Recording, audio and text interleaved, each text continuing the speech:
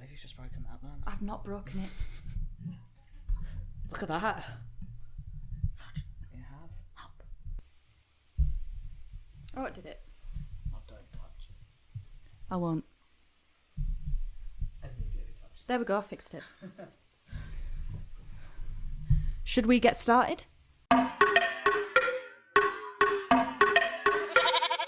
Who are you? Sergeant White. And I am CIME, the LGBT representative and mental health lead for Durham and Northumberland Wing. Quick plug.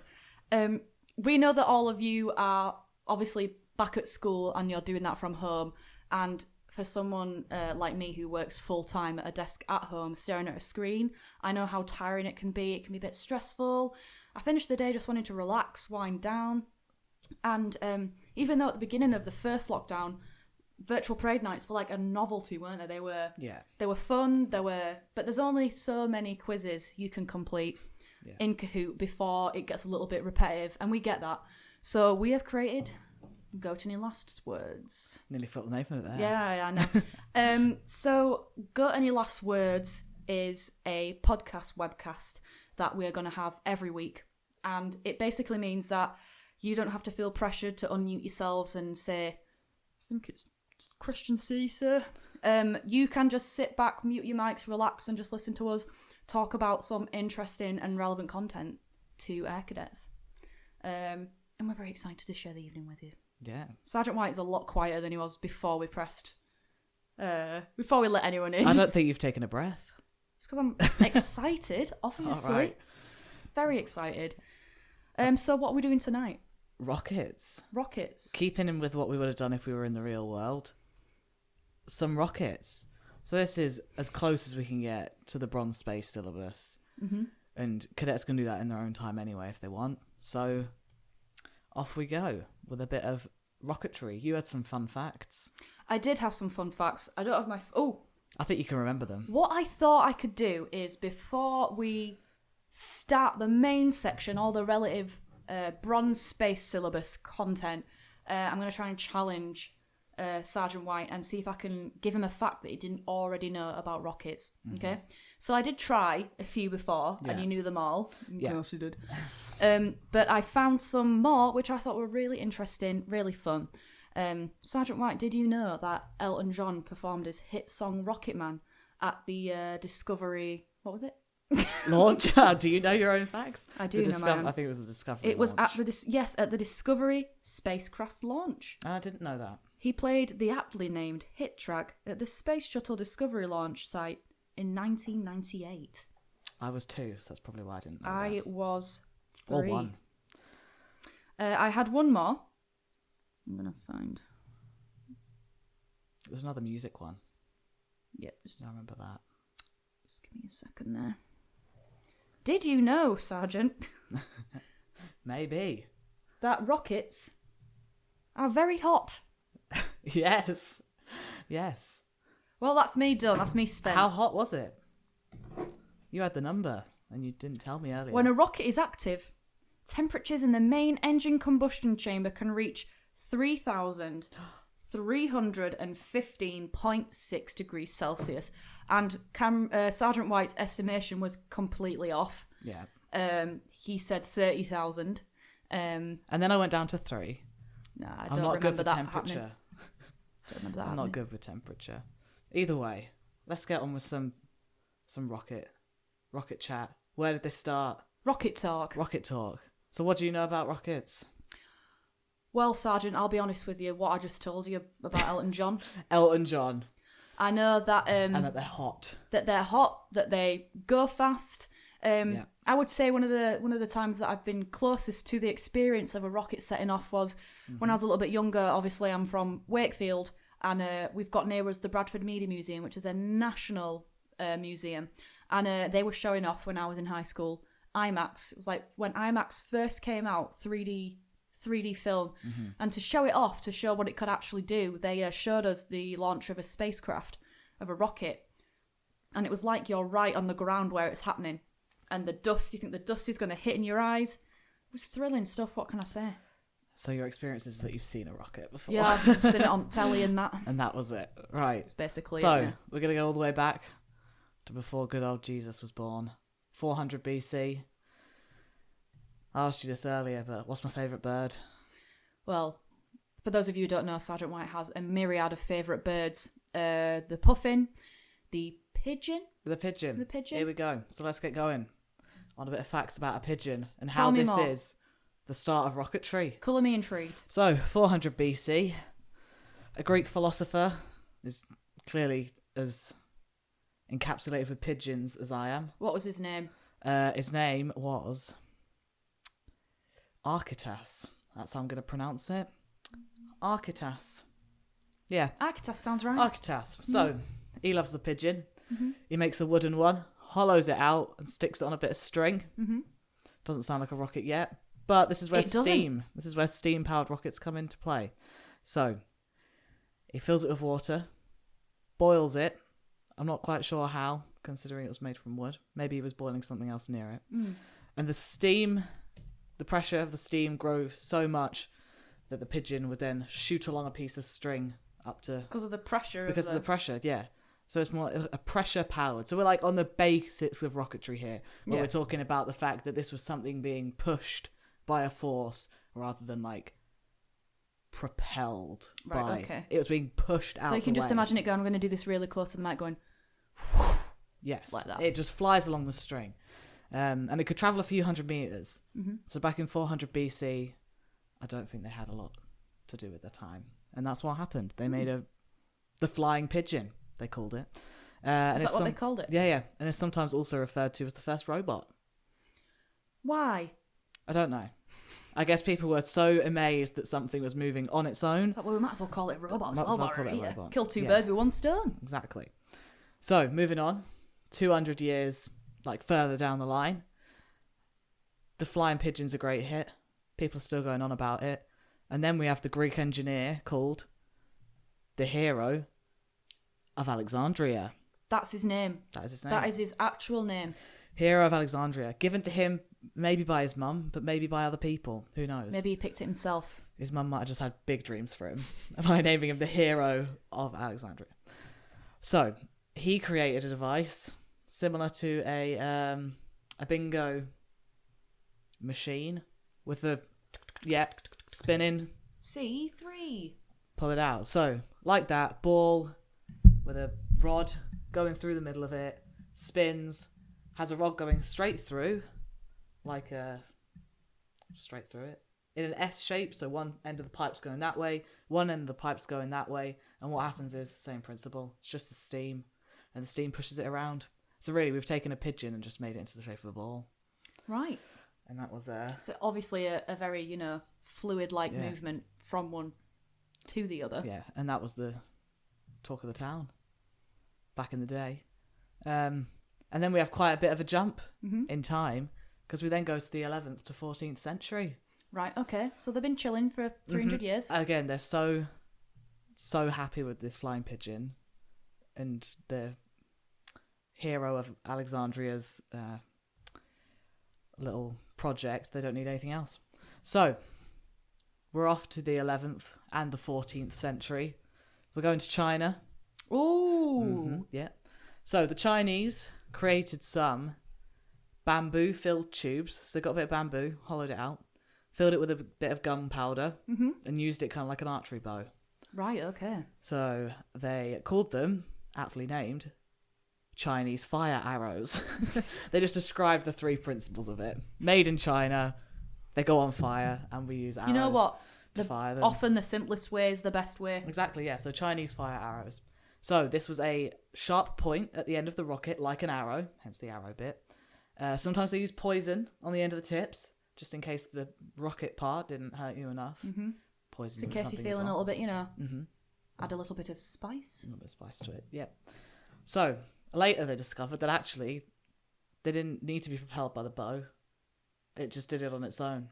So they were there risking, well, maybe not their life, but they were there with bows that are on fire in their face, trying to fire them off into the sky when they didn't need to be. They could have just set them off on the ground and set them off that way. So they got rid of the bows. Right. And then by the 14th century, gunpowder was just the in thing. So, can I ask a question? course. What actually is in gunpowder? What makes gunpowder so explosive? Can you tell me that? Well, we're going to find out later. Spoilers. Yeah. So, moving on, 14th, 15th century. Yeah. Now other people have decided they know how to figure out how to use rockets as well. So in war and things where rockets will be attacked to you, I guess. Mm-hmm. Well, they'll be being used. I don't know where I was going with that. Neither do I. Neither do I. Just move on. So, they decided then that maybe they're going to increase the range of these rockets. So, France goes crazy. In 1410, France just uses rockets all over the place. And this one French author called Jean Frosiart, he makes a bazooka. Right. Yeah. So do you know what a bazooka is? Is that one? Yeah. So. Oh no, I'm thinking of a rocket launcher. Well, rocket launcher and a bazooka they're hand in hand. They're oh right, okay. close to each other. So basically, what it is it's just a tube. Right. Pop the rocket down it, shoot it out the tube, and there we go. That's him. He's done it. He's made the bazooka, and that's now used. Well, rocket launchers are still used today in like warfare. Yeah. You've seen them like in the army where they like grab the rocket and they see it slide down the tube. Dangerous weapons. And you know when you see, because obviously my initial, when I hear the word rocket, I think rocket in the sky, spacecraft. You know, you don't think that the same science behind those is the same science behind weapons like rocket launchers, you know? Two totally different avenues that you go down, and it's just the same science behind it, which is, for me, it's like... It's well, as with most things in the world, they were discovered by people using them as weapons. Yeah. And people trying to kill each other, because that's all they did back Shame. in the day. Just have a Back war. in the day? Mm-hmm. Yeah. Well, still now, but Still now. we're not creating new things anymore, are we? We're quite happy with it. So, 16th century, finally, rockets aren't popular anymore. At least in war. Mm-hmm. We've decided we can do other things with them. What do you think they started doing with them? Playing croquet. No. Like extreme croquet, where it's over like a series of miles, and because of the pressure... I think New Year's Eve. Oh, I was having fireworks. Yes. So, There you go. exact same principle, isn't it? Mm-hmm. You light it, it propels up in the air and explodes. So yeah, 16th century, they don't want to use them for war anymore. They're going to use them to celebrate. Peace and love. Mm-hmm, That's exactly. what people say is synonymous with the 16th century. It's peace and love. And then this became a bit of like a firework race, because now everyone wanted to make the best firework. So we were going like higher up. Forget the space race. No, forget the space race. The firework race is the only thing that firework matters. race. Exactly. So a German firework maker called Johann Schimmeldapp. I'm going to call him. Let me have a look. Where? Just here. Johann Schmidlapp. Johann Schmidlapp. There we go. So he created... I prefer what you said. Say it again. No. So he created the first ever multi-stage rocket. Right, okay. And this was known as a step rocket. So it's a large rocket with a little rocket inside it. So when the first one explodes, it then ignites the smaller one. That smaller one keeps going up in the air and then can explode at a higher altitude. So it's like the first rocket was giving the other one a piggyback. So the first rocket, pew, next one, pew, all the way up at the top. And that is very close to what we do with rocketry in space. Oh, right, okay, yeah. Can you understand how that's similar, thinking about rockets being launched? Have you seen a rocket being launched? I've watched it on their telly box. Yeah. So when they have the big... Do you remember the Challenger that exploded? Yeah. And everyone was like, oh, that's I watched all right. the documentary on it. Yeah. So they're like, oh, that's all right. That's just the rocket coming away from the fuel canister. Yeah. But it wasn't. So that's the same principle. That fuel canister is the first rocket, gets them up, and then the second one pushes them up into, do they have the to Karma have... line, past the Karma line. So does a rocket have to have a little bit of an extra push to get them through that part of the atmosphere safely? They just need enough to get... Because if you were carrying around that much fuel all the way through space, it'd be a waste of fuel. You just Right. need loads of fuel at the start to get you up, and then obviously once you get past the Karma line, you're in a zero gravity environment, so there's no. You don't really need that you don't as need the much push. power behind it. Yeah. You can just leave it behind. So, the first transport rocket. So this is what we were talking about earlier, linked to Kung Fu Panda. Classic film. In the first part of Kung Fu Panda, where he wants to go and see who the Dragon Warrior is going to be, and he can't get in, he ties loads of rockets to a chair and shoots over the wall. The arena. Yeah, and obviously this is like set in China as well, and this actually happened. Not necessarily the. It actually happened. Not necessarily to an anthropomorphic panda who He went over a wall. became the Dragon Warrior. Watch the film; it's really good. If you Yeah, haven't. but in terms of the chair, it did actually work. So Is that a reference then? yeah, this is a So direct they- reference. Oh to wow! it. I didn't even know that. That's Yeah. so cool. So 16th century, a Chinese official. He's an official. He's not just a random man that's got his hand on some fireworks. He's an official. I don't know what he's an It's official. like of. something you do at like a work Christmas party or something. Yeah. Guys, you know what is a really good idea? So his name was Wan Hu, and he introduced rockets as a means of transportation. Probably not in the safest way, but he tried it. So he assembled a flying chair by attaching 2 large kites. So he thought about the way down, and 47 fire arrow rockets, so like the ones we talked about earlier, to the chair. He sat on the chair, gave the commands to light the rockets. The rockets were armed with an assistant each. I don't know how you got 47 people around a chair, maybe, but they just, lit all the fuses. There was a tremendous roar, loads and loads of smoke, and as the smoke cleared, Wan Hu and his flying chair, gone. Oh, oh, that's very cool. So, no one really knew what happened to him. Right. Legend has it he was propelled into space, but Oh wait, so not likely. So he went missing after that. Yes. But if you imagine you with 47 rockets underneath a chair, I think he just either right. obliterated. There are 2 situations here. Okay, so first of all, the one that we're all thinking of, he turned to dust. Okay. The second situation, which instantly came into my head, was that there's this group of 46 people, all in a semicircle, watching him go. But he went so fast, he went all around the world and ended up behind him, and then just walked off. That's what he would have happened. gone up, but No, he went. No, you're not listening to me. he hovered. He went all the way around the world, ended up behind him, was like, peace. Yeah, and they didn't find him. Wow. forever. Some say he's still knocking around. Yeah. But most say that him and his chair were likely blown to pieces, as you would probably be if you had 47 rockets attached to a chair. Yeah. So he was I think just... maybe I'm just being optimistic. Yeah, optimistic for him. So, over the next 100 years, rockets were just made better, which also has its negative effects. The better they get, the more effective they are in combat. So, good for whoever's using them, but So it becomes bad a weapons for race whoever's, kind of thing. yeah, whoever's on the other side. So, what really wasn't known was the physics behind them, because we're like back in the day where people would just set stuff on fire and what happened. Wasn't until that apple fell from the tree and landed on Isaac Newton. Isaac Newton, because he came around in the late 1600s, and he obviously figured out what gravity was, and then started to figure out what everything else was around it. And only from then did we use those foundations to build that into space travel. Because if you can understand what gravity is, and you can understand how to get out of it, perfect. You can get out of our atmosphere. So, do you know any of Isaac Newton's laws? Isaac Newton's Who's Isaac laws. Luton? Isaac Luton. He's from Luton. All right, He's is the he? southern version. He's the face of Luton. Yeah.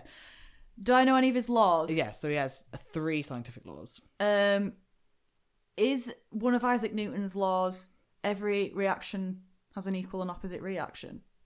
Yes, so for every action there is an equal and opposite reaction. Do you know the other 2? Oh, during my work, I One of go them- through a lot of this. One of them's a little like equation. Is it K? Is it got No. a K in it? Think more easy than that. What's the... Is it like velocity equals No, you're still doing... E... equals mc squared? Yes, that was him. Oh, was it? So Wasn't that Einstein? force equals mass times acceleration. I think probably Einstein built on it, but force equals max times acceleration. Not equals mc squared then. Oh. I said equals Oh, mc squared. no, you're off there. Just to confirm, E equals mc squared is Einstein. It is force equals... mass times acceleration. Force equals mass times acceleration, which does have a name. There is a particular name for it. Thing for it. Huh? Is the E equals mc squared energy? Yeah, energy equals mass times the speed of light squared. And what's the other one? What's the final one? I don't think you'll know this one. No, I won't. Probably. So, every object in a state of uniform motion will remain in that exact state of motion unless an external force acts on it. So basically, your mug will stand on that desk unless I push it off. Okay, well, you Because better not, because there's a bit of brew yeah. left in there. Because I am the external force. Right. So, of course, us figuring out these rules, so something won't move unless we can push it. Force equals mass times acceleration, and Yeah. for every action there's an equal and opposite reaction. Helps you a lot if you're trying to build a spacecraft. Sorry, I'm not Or being just build antisocial. anything. There is a special name for that equation, and it's really annoying me that I can't think of it. Sorry, I'll It's concentrate. I'll put my phone down. We So- don't use phones in class. Yeah, so we've used them in rockets and other things. So principles of flight goes over a lot of Isaac Newton's laws and things like that. So we're now in the 1700s. We're away from Chinese officials strapping themselves to chairs and disappearing. So we're now in Germany and Russia. Mm-hmm. And we're experimenting with larger, more powerful rockets, some weighing over 45 kilograms. Wow. So that's about the weight of a 12-year-old. Okay. Which, when you think we've gone from, like, arrows... Strange point of comparison. You can tell that he's a paediatric nurse. Because that is a strange way. About the weight. I'm thinking the size of a 12-year-old. I don't know what else you'd know that would weigh 45 kilograms. Maybe like 45 1 kilogram bags of sugar. Yeah, well, you could do that too. Yeah. So some of these rockets were so powerful that they'd create a little crater on the ground before they even took off. Right. They just blast a hole into the ground and then they'd kind of shoot off afterwards. Mm-hmm. So India then joined as well. You notice how the UK just aren't interested Okay, at it's all. like, I'm all right. really, I'm good, actually. in rockets, yeah. So they started making rockets from iron in the 18th century. And they discovered that the iron rockets made them a lot more sustainable and meant that they could go further as well. So these rockets, this is where we start getting sharp blades attached to the edge. This is where fins start to come in. So little like fins on the side of the rockets made it so that they could almost like maneuver better. Right. They have almost like steering. weighted. Yeah, well, they're not steering them yet. Directional. Yeah, directional. We'll call it that. I think that's really all they. Oh, they use them like the Chinese fire arrows. That's Right. what they do. Okay. Yeah. Interesting. And they used them in a couple of wars as well. So these were being taken out onto the battlefield, basically. Of course. Finally, Britain's arrived. Here we are. Yeah. So Colonel William, he drafts a rocket design, brings it over to the British Army, and these types of rockets were used in the 1800s. So like 1802 to like 1815, and this was during the Neapolitan Wars. So I'm guessing that was when Napoleon was kicking about. Napoleonic, is it? Yes, Napoleonic. Sounds right. And that was in the war against America. Right. So Okay. the first time we used them was against America. How did we do? I don't know about that war. I mean, clearly we're still here, so we must have done all right. We're both doing all right. Yeah. So, these rockets weren't necessarily powerful or accurate, but they just used a bunch of them. Mm-hmm. So if you can't hit them with one, hit them with 100, and hopefully one will hit. That's what it's like throwing something at a dartboard. If you throw one, You can just imagine them like with their eyes closed and they just hover their finger over and then just go, oh. Yeah. I don't think they had buttons back then. No, every single rocket people, they all have a button that says fire on it. God. I feel like Right. I'm the one with the knowledge here. Right. So, at the beginning of the 19th century, so we're getting close to like Yeah. our time now. Quite recent times now. Yeah. So, well, we're still in the 1800-ish time, but so we changed them. They're a little bit more accurate. So it was found that a rocket was more accurate if it spun. Right, okay. Where else is that a common thing? Where spinning something whilst throwing it increases its accuracy. Oh, I'm thinking of skimming stones. No, think about something else. With a ball. Bowling? So, maybe you do that. Because people spin, don't they? Yeah, well, yeah. And I was thinking more rugby and American football. Oh, right, like when they throw the they throw the ball, okay, yeah. you spiral it, don't you? Yeah. And when you spiral it, it improves I think your accuracy. maybe you do that. That's the only way you can successfully throw a bowling ball is by giving it a bit of spin before you go. Spin. Yeah. Well, but yeah. I mean, giving out bowling tips wasn't quite where I thought rocketry was going. I'm keeping it fresh. Right. What can I say? Hey ho. So, small fins were attached to the bottom, and then exhaust gases hit these fins and caused the rocket to spin. So it's like the same with like Mr. Hero's spinny machine. Same thing. Fins get. I don't know what that that is. What? Mr. Hero's spinning machine. We talked about it earlier. Oh right, I've been listening. Yeah. Yeah. Hero of Alexandria's machine. Oh, him, yeah, with a great name. Yeah, him. Okay, yeah. Okay, yeah. So, his machine, same principle. A little bit of air on it, get a bit of a spin going. Right, I see. Still used today, and it's used with kind of bullets as well. So bullets spin when they get... Mm-hmm. You ever seen like a slow motion in a film where it does a little... Neo and the Matrix. It doesn't just come out straight. Yeah, I don't know if there's... why would you wouldn't assume that it would spin, because how... within like the minute structures of a gun, how do they make the bullets spin, you know? I'm not a gun maker. See, that's like I had no idea that bullets span. That's very interesting. Mm-hmm. Yeah. So, as conventional artillery became better and more accurate, the use of rockets for war was banned. They were like, this is getting too good, too effective. We're not going to do it anymore. Right on. It's like a banned like Pokemon card or something where they're like, this is too powerful for the rest of us to play It's like, with. we don't trust you with this. So, breech-loaded cannons and exploding warheads would be found to be more effective. And eventually the use of rockets as an instrument was ceased. So they found out they could make other things that exploded close to people that weren't necessarily rockets. Sad. Yeah. So now we're in the 20th century. And suddenly everyone's interested in travel, and people like H.G. Wells are writing stories about like space and things like that. So people are thinking, let's see if we can go. Let's see if we can get there. Yeah. So there are a few key engineers at this time point who are working on rockets. An early pioneer of space travel was a Russian man with a very interesting sounding name. Konstantin Teresklovy. I can't pronounce his surname. We'll just call him Konstantin. Tsiolkovsky? There we go. We'll just call him Konstantin from Tsiolkovsky. now on. So Konstantin, in 1911, he released the propulsion in the near vacuum that space would need an engine based on the rocket principle. So he figured out that space doesn't have the same atmosphere as we do, and we're going to need rockets to do it. Mm-hmm. This was back in 1911 that they figured this out. Right.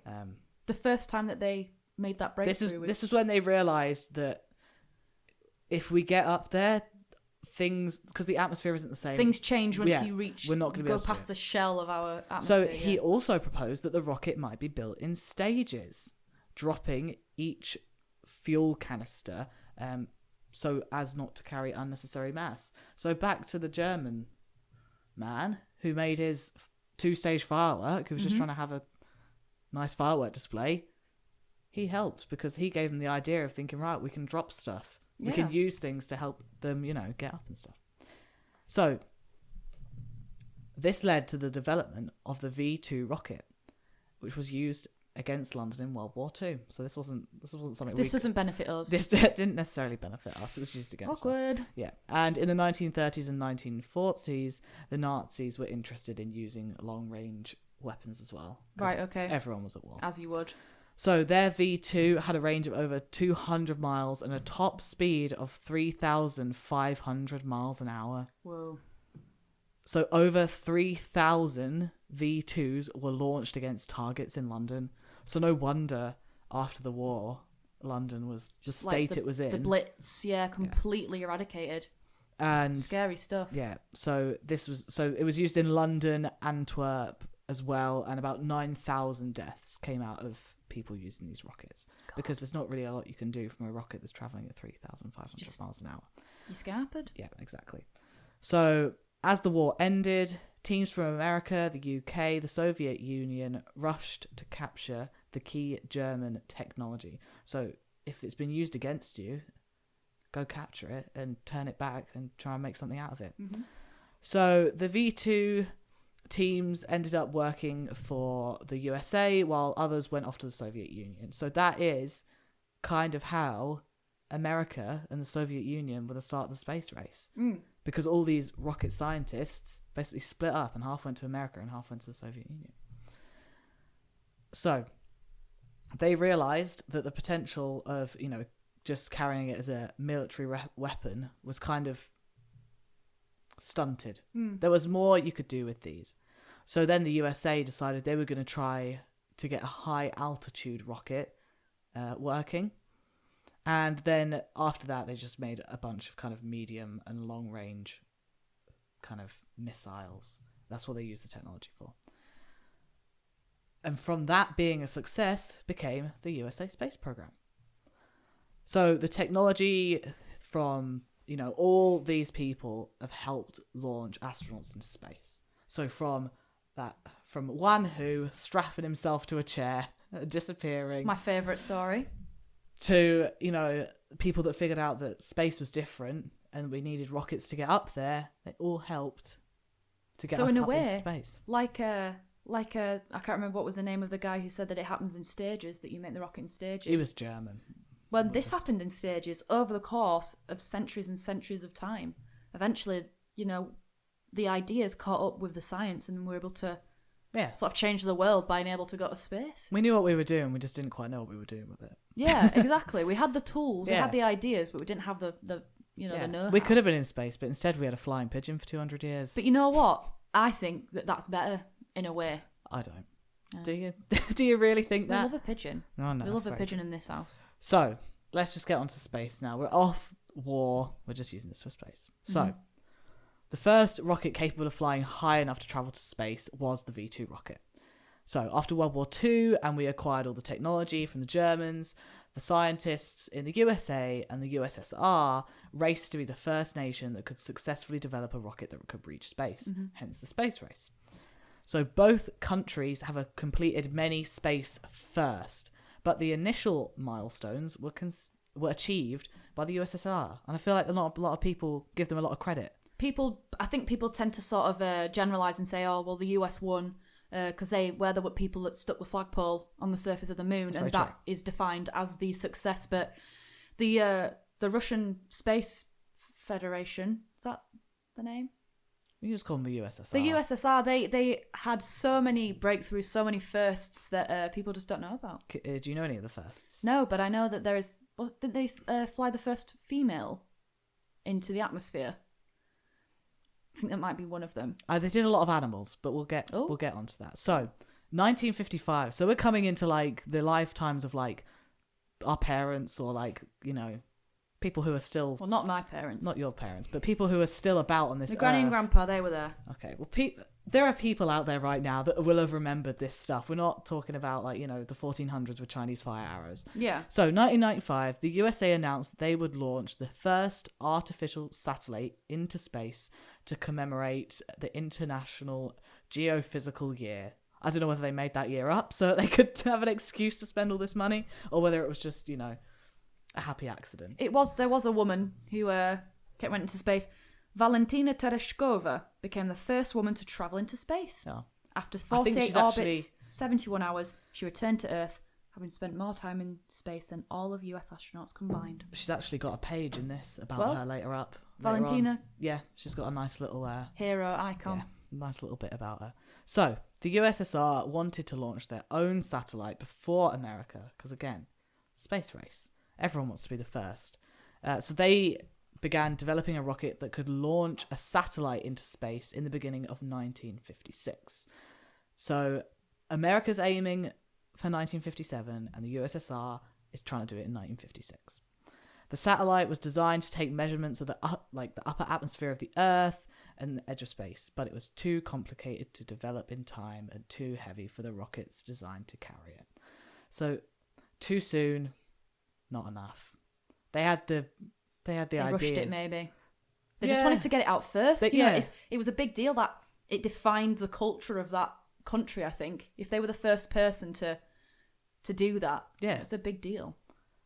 So instead, a smaller, simpler satellite was designed. Do you know what it was?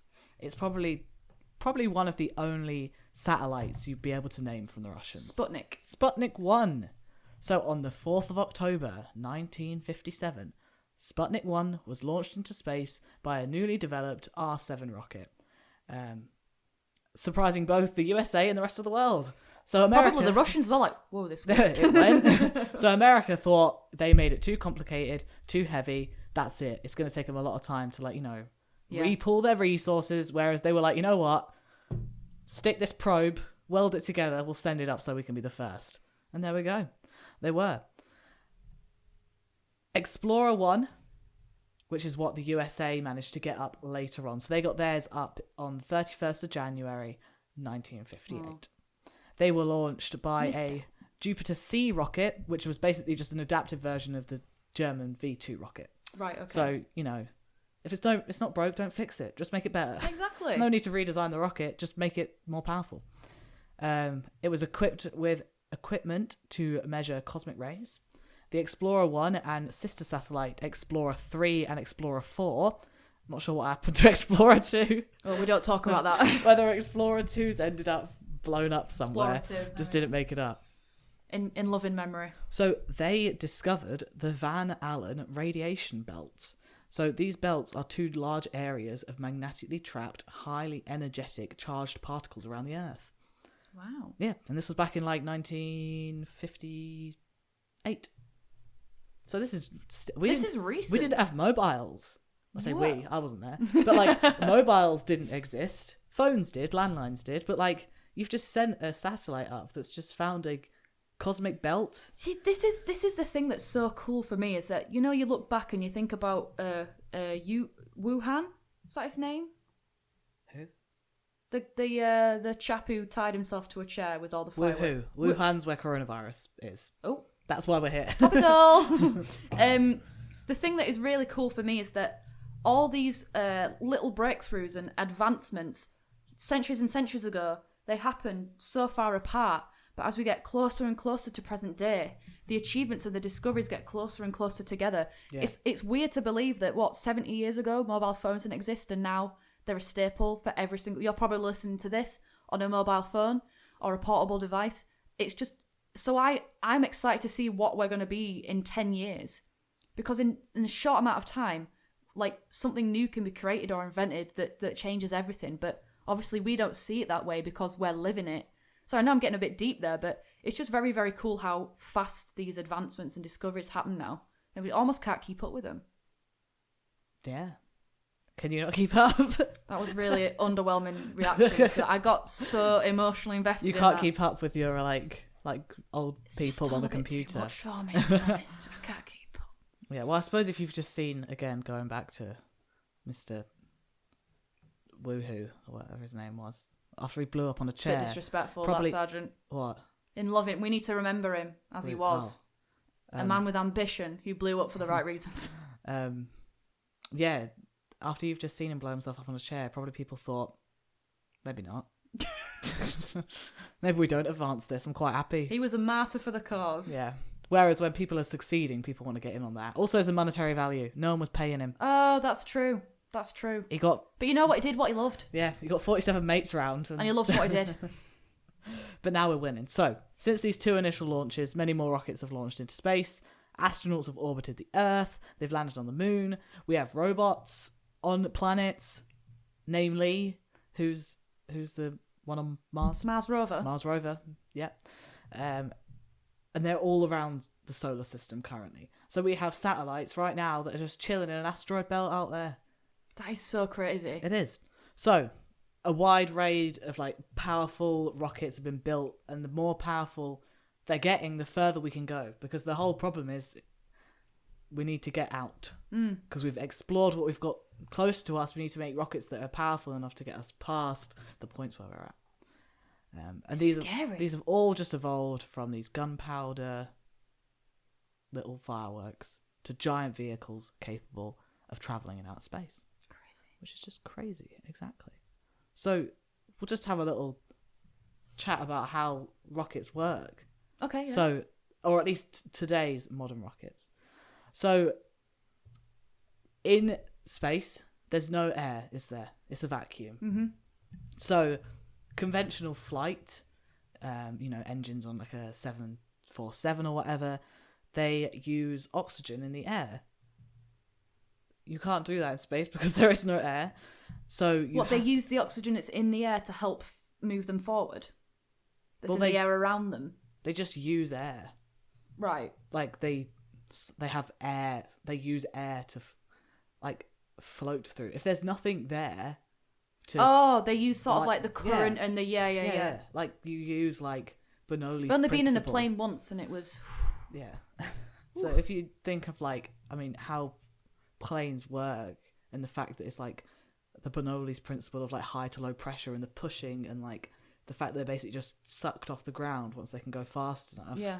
If you don't have that, you got nothing to work with. Basically just floating aimlessly. So you need rockets. So therefore you can't actually fly through space. You have to be pushed. Right. So that involves aerodynamic lift against gravity and thrust opposing aerodynamic drag. So you need to get yourself forwards to overcome the drag and lift to overcome the gravity. So up and out, forwards and upwards. So these forces and their orientation are instead provided by rocket engines in space. Right, so that is what they do. That's why we need the massive, yes, like sort of systems that get fiercely hot and can cause accidents, as we saw with the Challenger. Mm-hmm. Yeah, if there's lots of ways that this could go wrong. So an engine uses its stored propellant to eject material out the back of the engine at significant speeds. So that's why you see the massive plume of like smoke and condensation that flies out the bottom of a launching pad when a shuttle is launched. So the energy source and the propellant define the type of rocket engines, because there's different types of rocket engines. So we've already talked about Isaac Newton's 3 laws of motion and how they describe what we need to do to fly. What they need to do kind of for forces to move us up and out. So in order to get us up and out, our rockets have to do that. So we can use rockets to propel ourselves at massively high speeds, because you're not going to send a rocket off to space at like 70 miles an hour, are you? Yeah. Just watch it slowly climb. So this means that the force of this expulsion is an equal force acting on the rocket engine. Mm-hmm. So as long as the engine continues to eject particles, the rocket will accelerate. So as long as there's something coming out the back that can counteract the weight of the rocket, it will continue to lift. Right. In a vacuum of space where there is no air resistance, the rocket will cease to accelerate and move at a constant velocity if the engine stops firing. The rocket will continue to do this indefinitely unless it encounters an external force or the engine begins to fire again. Mm-hmm. So that's why the floating through space thing is, if you don't... I'm sure it's in the film Gravity. Doesn't she lose... They always talk about thrusters, don't they? Like they've lost control of... Well, I think there is a point where George Clooney's character, she leaves him behind and he just floats away aimlessly towards space because his motor function on his jetpack just stops working. So he's got no choice, it's do or die. And you see it a lot in at least in cartoons. Yeah. But because you can see it better. But when they're landing and they've got they're pushing out, because otherwise they would continue to drop at the speed. It's like pushing the air up to. It's let 'em scary. land. Imagine being George Clooney in space. He's still up there. He is still up there. Floating around. Just reciting his acceptance speeches for all the Oscars he's won in his head. That's what he's doing. So there's 3 main types of rocket engines currently used in space. Yeah. So solid fuel and chemical energy, liquid fuel and chemical energy, and the final one is pressured gas and Chemical energy. no electrical energy. Oh, my God. Pressured gas and electrical energy. You got me there. So only solid fuel and liquid fuel rockets currently have high enough output to be launching things into space. The other ones just can't do it. Gas-powered rockets are useful once out in space, and to pull away from gravity, once you're up there. But you can't actually get out of our atmosphere whilst using it. Yeah. So let's talk about these solid fuel rockets. So these are the oldest and simplest types of rocket propellant, and they've been used. Again, these are the ones we're talking about when we're talking about the chair and flying up into the air. So this modern form of solid propellant uses a mixture of fuel like aluminium and solid chemical oxidizer like ammonium. I don't know what that second word. Where we're looking. Perchlorate? Perchlorate? Perchlorate. I don't know where that sits. A lot of big words. words. I don't know where that sits on the periodic table, but No. I think it's a compound. yeah. So this mixture is loaded into the combustion chamber, awaiting ignition. The center of the engine is normally hollow, and this increases the burning surface area at the rate which gases can be ejected through the nozzle. So if it's nice and hollow, you have more surface area, obviously. Yeah. So after that, we've got 2 tall external booster engines. So you've got your big orange one, if we're talking about the space shuttle. Yeah. We've got a space shuttle. We've got the big orange one, which is the one that's got all of our propellant in it. And then either side, we've got 2 external little rockets. Yeah. So the fuel was initially ignited in them before the exhaust gases, and then the heat-producing chemicals propel the rocket upwards. So one of the disadvantages of this kind of monopropellant rocket is that the fuel and the oxidizer are both in the same state. And once it starts to burn, there's no way to stop it. So there's no setting the engine and then forgetting something. It's dangerous. And yeah, there's no going back with it. No, it's it will burn until there is nothing left. It's an irreversible reaction at that point. Until basically the fuel supply runs out, like a firework. You can't stop a firework once it's going. You can't just go, should we use the rest of it later on? Yeah. You can't really do It's that. off. So to combat this problem, hybrid engines have been developed. So these can be closed down when needed to stop the flow of oxidizer. And a hybrid rocket was used for Spaceship 2, which is Virgin Galactic's spaceship. Right. So if you imagine we've got space travel, I don't think many people are going to be willing to go on a space shuttle, spaceship or whatever, which once they start it off, doesn't stop. Yeah. Not very safe for consumers. If you're an astronaut, I think you've bought into the fact that, But, you need to stop halfway through, stop at a motorway service station just on the Milky Way. Get yourself a Pepsi. You need a break. True. Tried to do a joke there, didn't So, liquid-fueled rockets. In a liquid-fuel rocket, the engines, both the fuel and the oxidizer, are liquids. Right, okay. Obviously. Because they have to be kept at vastly different temperatures, they're stored in different tanks until they are put into the combustion chamber together. So they can't be mixed beforehand. So in the engines of the liquid rockets, the fuel and the oxidizer are mixed so that they burn properly. And as the fuel is burned in the combustion chamber, the gas is at high temperature, the pressures are given off. So that's how we end up with a little bit of liftoff. They are, again, expelled out of a narrow nozzle. So obviously if you have high pressure through a narrow nozzle, going back to the flying pigeon, narrow nozzle, off you go. And these produce the thrust needed to lift the rocket. So a liquid-fueled rocket engine is a sophisticated machine comprising of storage tanks. We've got pumps, we've got valves, we've got injectors, we've got piping, we've got everything. So this makes this type of rocket much more complex to make. Right, yeah. So you have the advantage in the fact that it, is a liquid fuel, so it's easy to control. Mm-hmm. But the problem is that they're very, very complex. And if something does go wrong with any one of those parts, then you're going to have a bit of a problem. So yeah, that's another little type. But now we have a third one. So we have ion. So this is compressed gas, which is used as the basis for rocket engines without the need for onboard combustion. So think of it as like a fire extinguisher on a desk chair. Right, okay. So the gas-powered rockets are not powerful enough to be used effectively on Earth, but they're very powerful once they're in space. Right, okay. So think of it as you sitting on a desk chair with no wheels, Earth, you sitting on a desk chair with wheels, space. If there's nothing stopping you from moving, obviously it's really helpful. Yeah. So the thrust for solid and liquid fueled rockets is generated by combusting material which expels gas at massive velocities. I'm sure you can see the continuing trend here. Yeah, the continuing theme that basically gases, when they're mixed with certain substances, can create large velocities. Yeah. Which makes you go whoosh.